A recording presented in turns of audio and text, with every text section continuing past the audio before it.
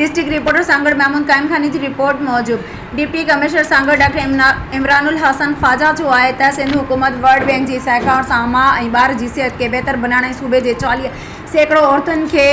ज़चगी लाइ अस्पतालन ॾांहुं राग़ब करण लाइ सिंध की तारीख़ जो सभ खां वॾो प्रोग्राम ममता प्रोग्राम सिंध के 15 ज़िलनि में शुरू किया वियो है, जंहिंमें सांगड़ पिण शामिल है, जंहिंसां मां ऐं ॿार जी सेहत ते मुस्बत असर पवंदा ऐं नवनि ॼावल ॿारनि जी ज़हनी ऐं जिस्मानी निशो निमा बहितर थींदी। अहिड़नि ख़्यालनि जो इज़हार उन्हनि अॼु संदसि ऑफिस में ज़िले कोऑर्डिनेशन कमेटी बराए ममता प्रोग्राम के ख़िताब कंदे कयो। हिन वधीक चयो त हिन प्रोग्राम में लखे ॻोरहारी औरतूं ऐं संदसि नामौलूद ॿार फ़ाइदो हासिल कंदा। Sindh social protection authority Sanghar के इंचार्ज कुलसूम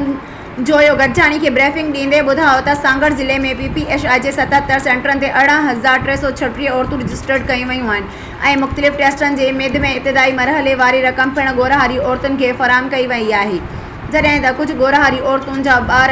ॿीहर चेकअप पिण कया विया आहिनि। असांजा टारगेट 1,33,559 औरतुनि खे सहूलियतूं फ़राहम करणु आहे।